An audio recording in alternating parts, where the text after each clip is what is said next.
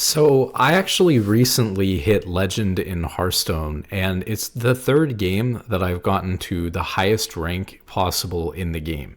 Obviously, you know that I've hit Challenger in League, and then recently I hit Legend in Hearthstone. But what you may not know is that I also hit the top 200 in PUBG.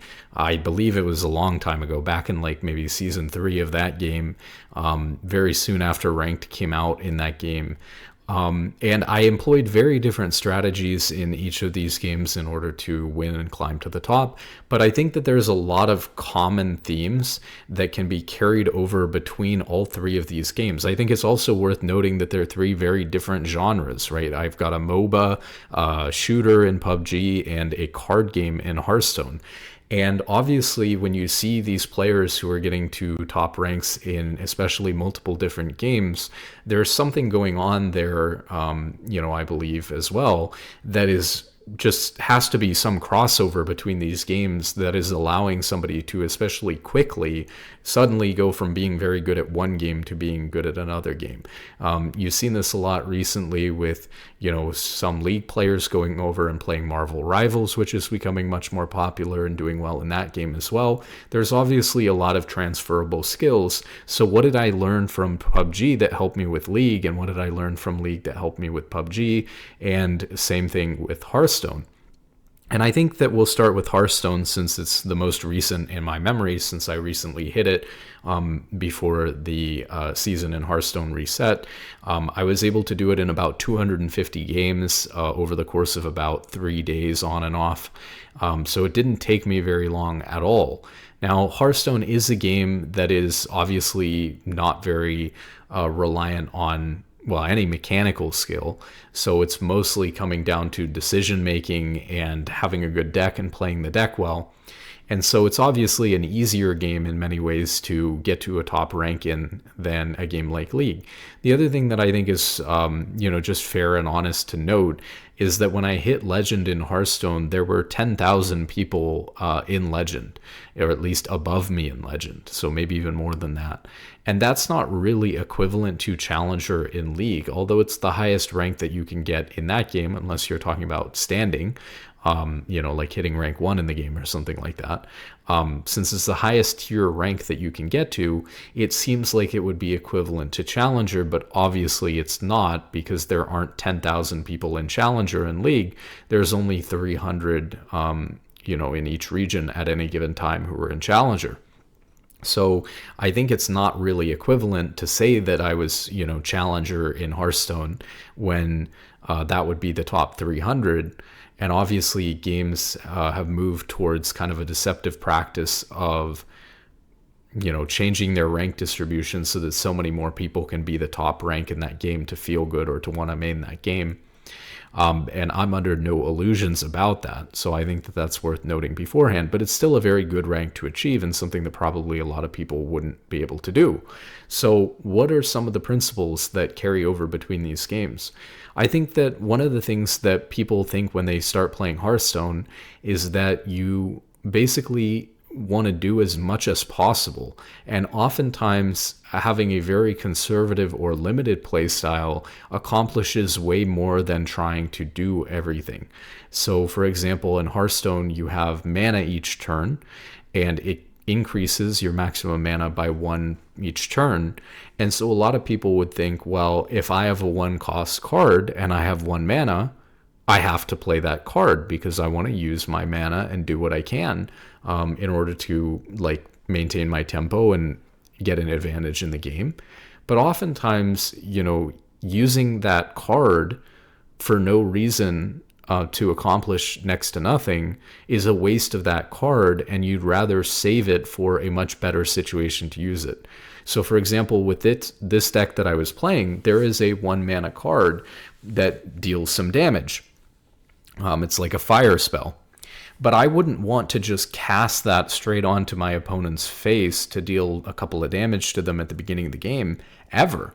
Because the point of that card and the best value from that card is not to just deal 2 damage to somebody at the start of the game.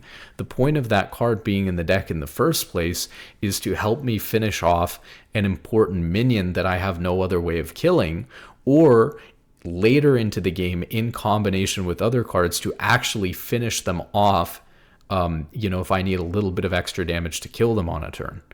So of the ways I could use that card to, let's think of some ways I could use that card. I could use it in combination with some other damage spells to kill them at the end of the game.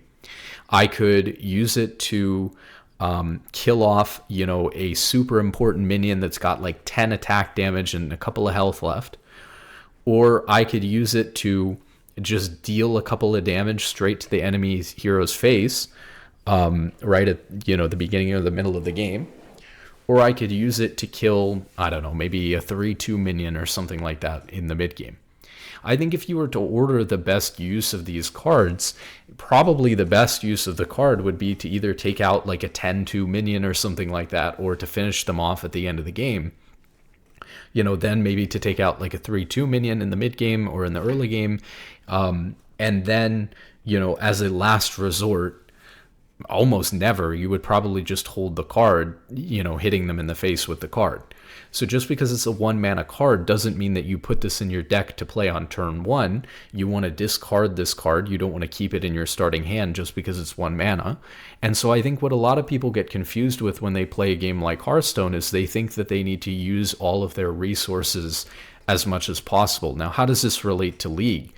It's a very, very similar problem and concept in League.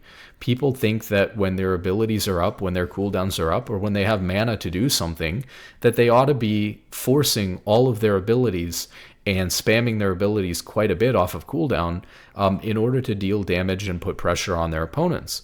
But oftentimes, you're not using these abilities at the right time if you're just trying to fire it off of cooldown to do damage.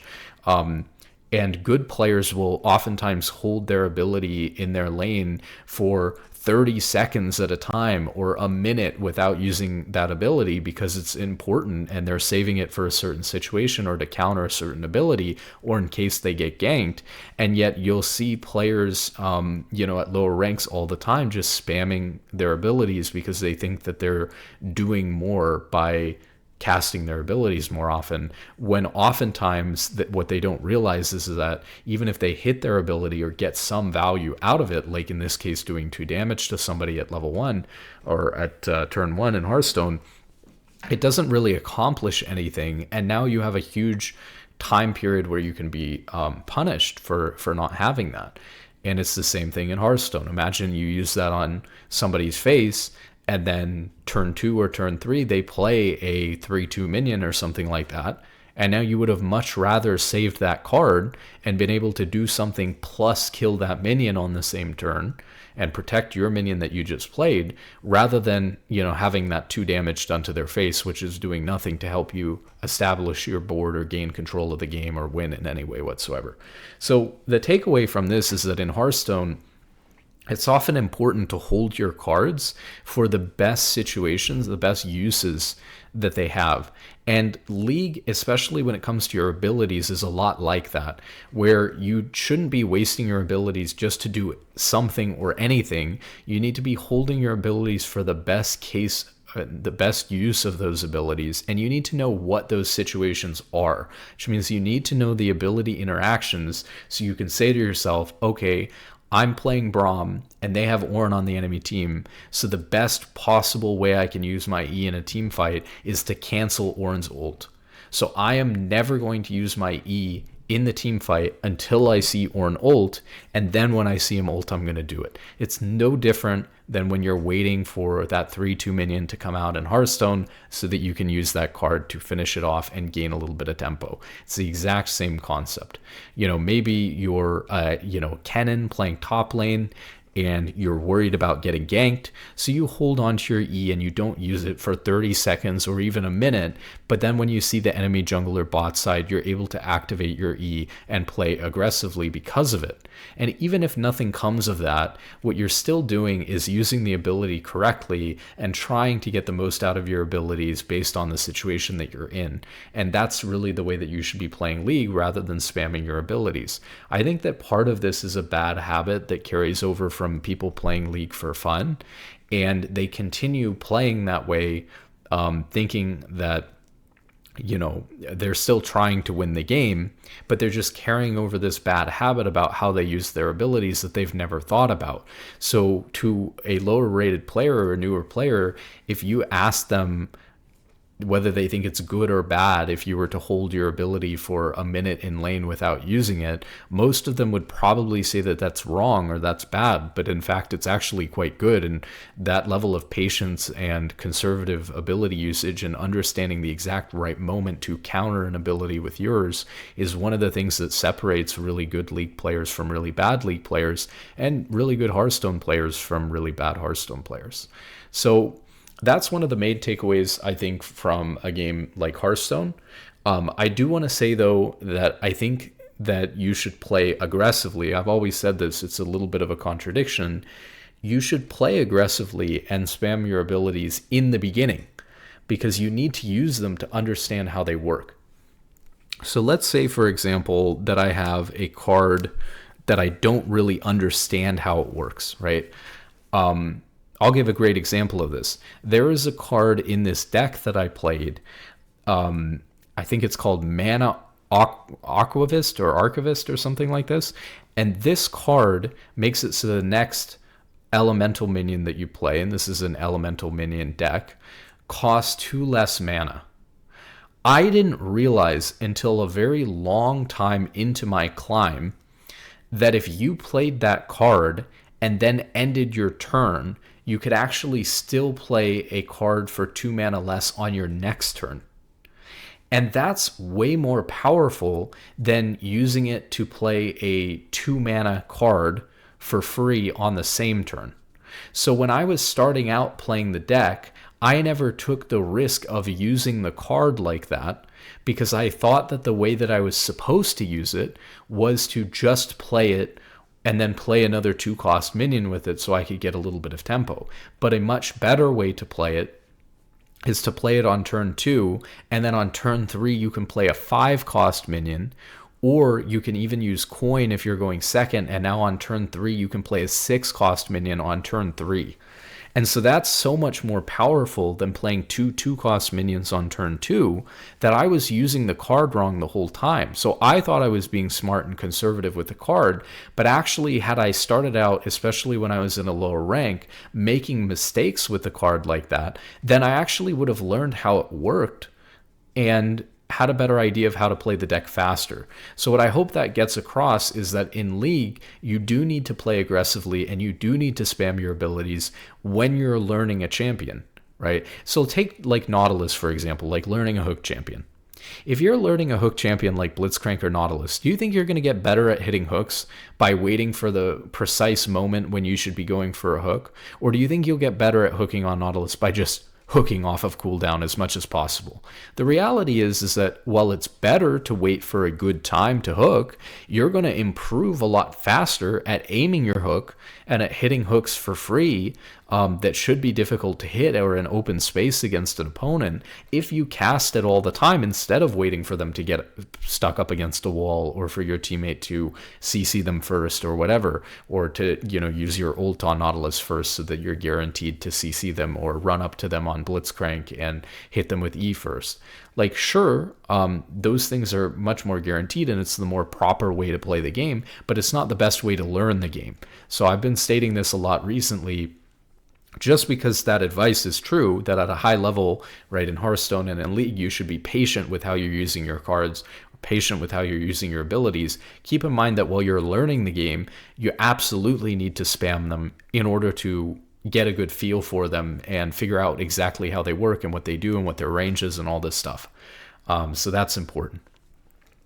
You're going to find a very, very similar concept in PUBG, which I think is one of the biggest takeaways from PUBG and my experience playing that game, which is the way that I got good at PUBG was extreme. In fact, I hesitate to even say that I was good at PUBG because the strategy I used was more or less being good at not playing PUBG rather than actually being good at PUBG, which is the strategy that I used is that in ranked in PUBG and in tournaments as well, the way that the game works is it's a survival game that prioritizes your placement or your finish over how much damage you're dealing or how many kills you're getting.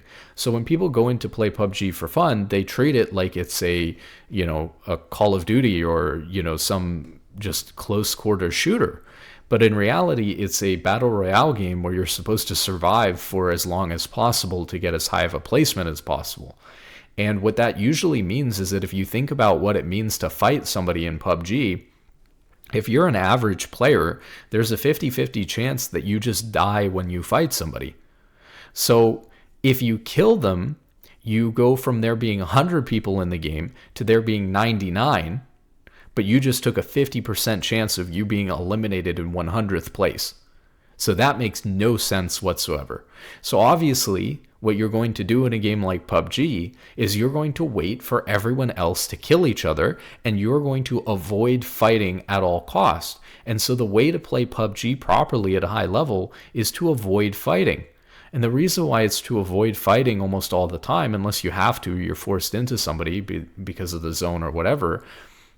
Some of the best ways to play PUBG usually involve knowing where people are so that you don't have to fight them at all. Because until you're in that very, very, final 1v1, you don't really ever want to have to fight anybody. Ideally, you'd be able to get all of your loot for free, hide the whole game, and then kill one person at the end to win the game. Now, that's obviously boring to a lot of people, but that is the way the objective of the game is designed, and ranked rewards you for that. In fact, it's amazing at all that rank gives you any reward for getting kills. But the way that the rank system works in that game is kill progress counts as 1/5 of your improvement to your rating, and your final placement counts as 80% or 4/5 of your rating. So obviously, just being able to consistently finish, let's say, top 10 on average or top 20 is hugely impactful to you winning the game or going up in rank. And so I actually had a 0.37 KD while playing PUBG and getting to the top 200 because I mostly avoided fighting and was terrible at fighting when I actually had to because of two reasons. One, I never practiced fighting, and two, I had no loot because I took such an extreme approach to this that I didn't even drop in a remote area where I could get a little bit of loot or like a decent gun to fight at the end or something like that. I would literally take the bare minimum loot possible. So I often found myself with nothing but a shotgun or a pistol even in the final 1v1 because taking the risk of at all landing on top of somebody else and getting eliminated very early on was just never worth it to me. So one of the strategies that I employed, among others, is either landing in a very, very remote location where nobody was likely to land on top of me. And then that evolved into the boat strat, which is where I would take a boat, and Erangel was the only map. So it was mostly ocean, or a huge amount of the map was ocean. And I would take the boat and drive out to the edge of the map and literally sit out in the ocean. And then when the zone pushed me in, I would take my boat and I would drive it to the edge of the zone, and I would sit there until I was eventually forced to beach the boat. So eventually, depending on the game, earlier or later, but usually I'd have to beach the boat at some point. And usually by that time, there were only like 20 people left. And I could easily just run around and avoid people or crawl in order to avoid being seen and make it to the top 10 consistently almost every single game in a way that was ranking me up without me really having to do anything. So that was a very boring strategy, but it worked really well.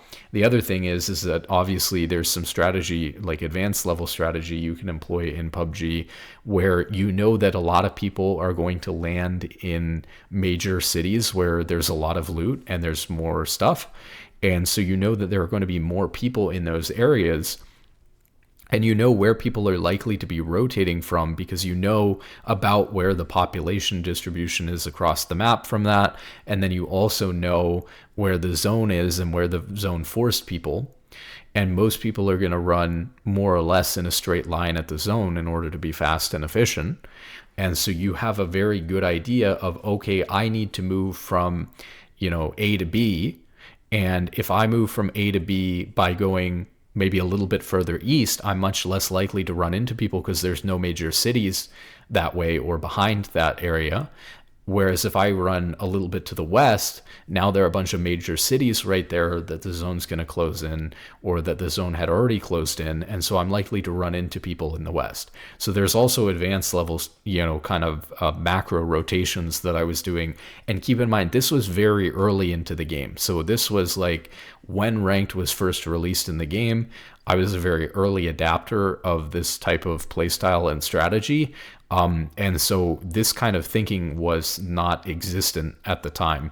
I really regret actually not coaching the Zenith PUBG team. I was an analyst for the Zenith League team for a little bit when I was in high school. And I actually talked to Sam, the guy who owns Zenith, about like coaching their PUBG team, and he said that it was early days and that they didn't have anyone coaching the team, and that if I wanted to coach the PUBG team I could, because I think that would have been a really sick combo, because obviously my strategy and understanding of the game was very, very good, but you ideally wanted a player who both had that understanding of strategy in PUBG and of rotations and things like that, which was very good for those days in the game, very early on in the game, but also players who were actually good at the game, right? Who, unlike me, could actually shoot. And so once that team got to, the top couple of teams left, they could actually finish and win game after game after game. Now that, on top of that PUBG team went on to win the PUBG World Championship anyways, so I should have coached them. That would have made me look even better, because we would have won a PUBG World Championship. But I'm happy that they won anyways.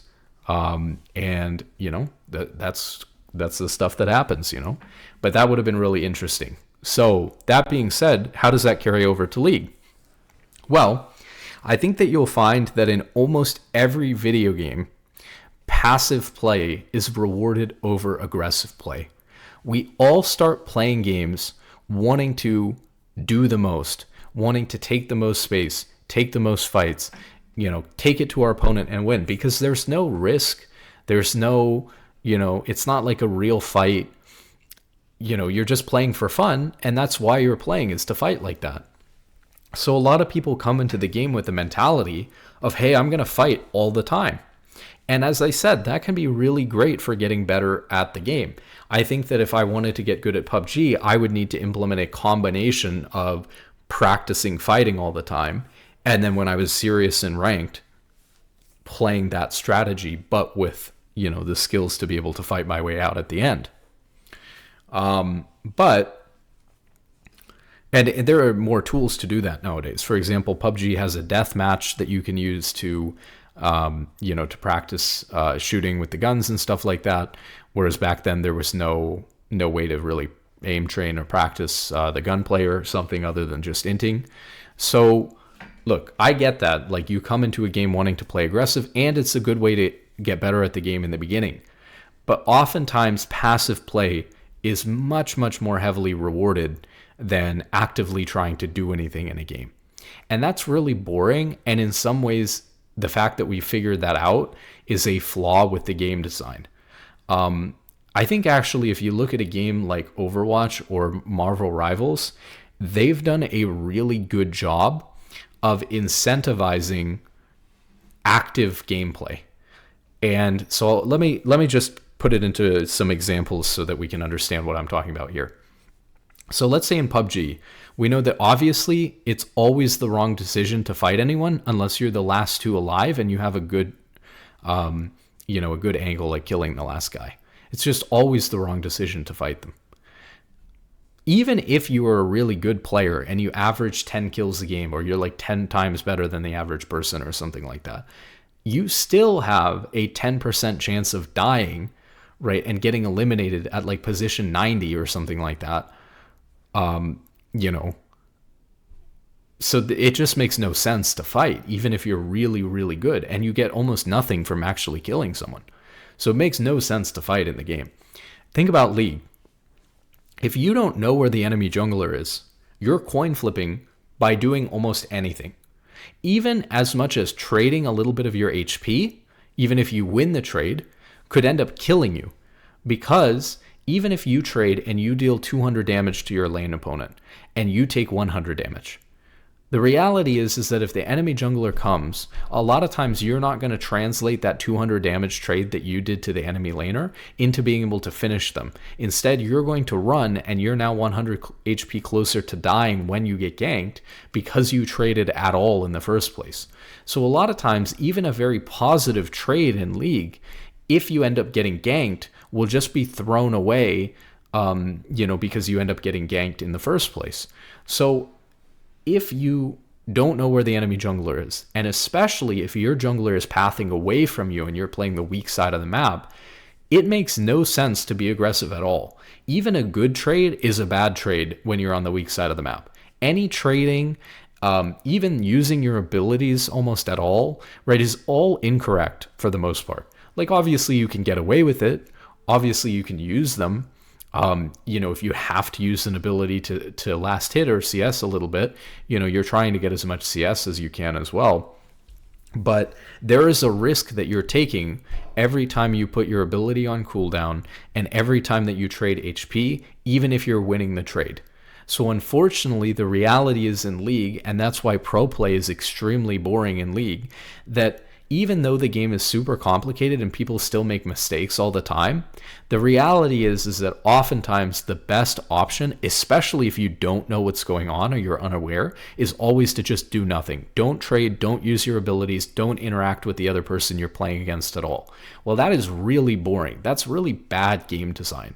So to then again compare it to like Marvel Rivals or Overwatch, what's interesting about Marvel Rivals or Overwatch is that those games force you to team fight over and over and over again.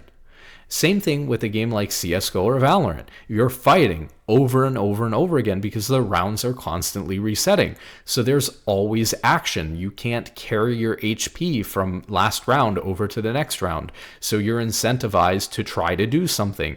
You are forced into each other over an objective, whether it's, having to push the payload in Overwatch or Marvel Rivals, or, if you're playing like domination in those games to capture the point or to hold the point, or in CSGO or Valorant to hold the bomb site or to capture the bomb site. Basically, what these games have done is they took the moments that are created in League where you have to contest a Baron or you have to contest a Dragon, and they just made an entire game around doing that as a team over and over again. So because the objective is constant, and you're constantly team fighting over it, and there's no farming over, there's no time farming or spent doing a bunch of other stuff, you're just fighting over that objective over and over and over again. Those games have what I would basically consider in some ways a much more modern, I hesitate to say better, because I obviously prefer League, and a lot of people are going to prefer slower games. Hearthstone is an even slower game where you can really take your time to make decisions and play, and there's very little mechanical skill involved. But so obviously those games are still going to have a niche where you're having a slower or more decision-based game.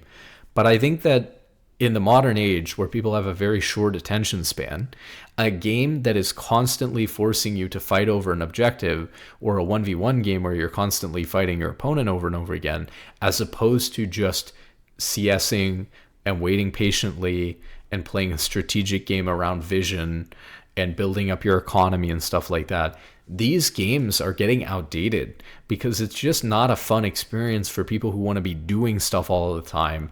In the Call of Duty era, to have to wait minutes and minutes and minutes and minutes to do anything. It's not super fun. It's not super enjoyable. So when people get to a high level, of playing League, when they start having to play that way, people can actually become a bit resentful because, well, I started playing League by fighting all the time and playing aggressively, and I had fun when I was playing like that. But if I want to both be good at the game and also have fun, I can't, because the way to be good at the game is to have less fun. It's like if you wanted to be a top-ranked PUBG player and the only way was to use that strategy that I used where you're sitting in a boat, no one would want to play the game if that was the only way you could get top 200.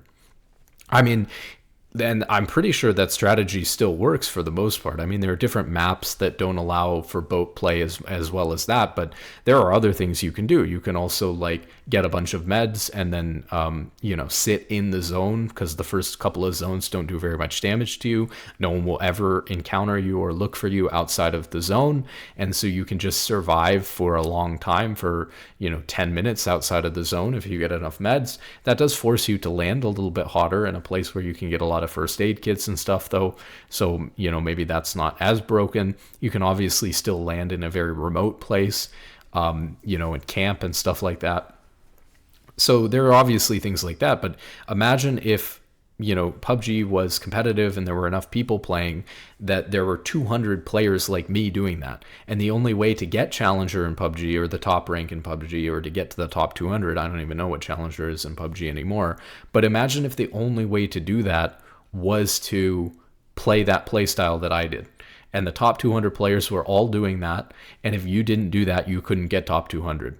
That would be the most frustrating thing for these really good players who are obviously much higher skilled than the people who are doing that, but yet can't climb because that strategy is dominant. So it's just, I think people grow to resent the game because they, are used to playing a very fun, fast-paced, exciting game. And then all of a sudden, as they get better, it becomes a much slower strategic game. And some people enjoy that, and some people really hate it, because they want to be playing that fast-paced, aggressive game again, and they never really can go back unless they're okay with being stuck at a lower rank.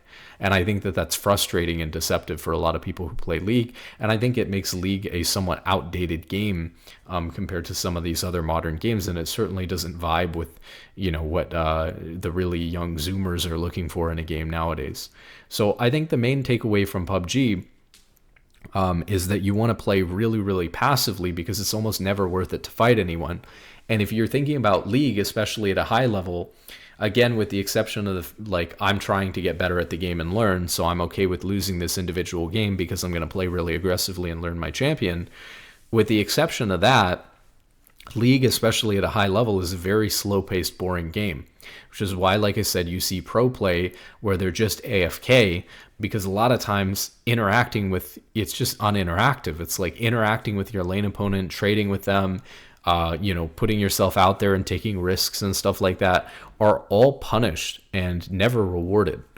And so it's, that can be a little bit frustrating for people, because especially when you see an opportunity where you're like, oh, well, we can 2v2 their bot lane here because they just walked in a way that they're not allowed to.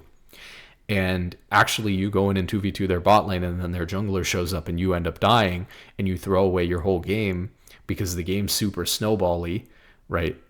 On top of that, right, it's like, I think that's even worse in some ways. Like CSGO and Marvel Rivals and Overwatch have this pacing to them, where every third round in CSGO, the losing team can afford to buy full guns again.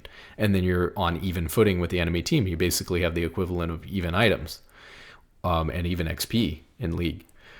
In Marvel Rivals, right, you get to a point where if you're playing properly, everyone on both teams has their ults up, and there's no advantage or disadvantage to the winning or losing team at all. So there are opportunities, maybe multiple fights a game, where you're on completely even footing to the other team. And everyone on your team is up, and everyone on their team is up, and everyone on your team has their ults, and everyone on their team has their ults. And, so there are opportunities like that that are baked into the game to allow a team to actually have a chance to come back and play the game if they played aggressively early and made a mistake or got behind, whereas League doesn't have that. Right? Obviously, if you make that play in League where you fight their bot lane 2v2 and then you get double killed because of their jungler coming, even if their bot lane made that mistake and didn't even realize their jungler was there to protect them, they're going to probably win that game, because now anytime they do make a mistake and you catch them 2v2 again later on, you're much more likely to lose because they're ahead in items and XP. And so it's hard to fight. And if you start playing conservatively because you messed up and didn't in the first place, then it may also be even harder for you to find an opportunity, because you may wait a very long time before an opportunity presents itself that the enemy jungler is top and you can beat their bot lane even though they're ahead of you. So obviously, making one mistake like that strategically can ruin your whole game for literally 20 minutes or 30 minutes, with not a good way to recover most of the time. And that feels really, really bad.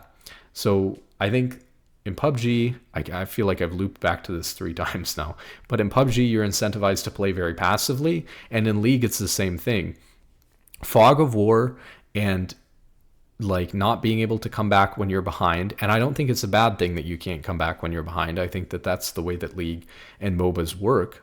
And that people who play them like being rewarded for getting ahead. And there's something very anti-competitive in some ways about, you know, like allowing all of this comeback golden XP and allowing people to, it's just not the traditional way that the game is meant to be played. And so it's a different game if you reset the items so that everyone's even over and over again. It's just not the way that the game's meant to be played. Nor should it be, because if it was really even and reset over and over again with the way that League works, it would just come down to who wins the last team fight, and that's all that would matter every game. And then that's ridiculous, because the first 30 minutes of the game was just a waste of time, and all that matters is that one last team fight. So that's not really, you know, a good way to design the game either. But League, obviously, with Fog of War, with snowballing, obviously also poses the issue of you should play this game very, very passively if you care about winning each individual game. You should literally almost never fight and almost never trade. You have very good map awareness, and then when you see where the enemy jungler is, then you can all in, right?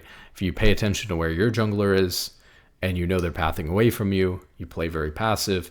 If you know that they're pathing into you, you can play a little bit more aggressive. You can take some trades. You know, you can go in when they're actually there and ready to gank you. So you find those windows where your jungler's there to gank for you, or you see their jungler top and you know, are in the opposite side of the map from you, and you can actually go in. And you take advantage of those opportunities when they present themselves, but most of the time it means you're sitting there doing nothing. And that's, you know, obviously a very boring way to play the game, but it's the way that the game works. So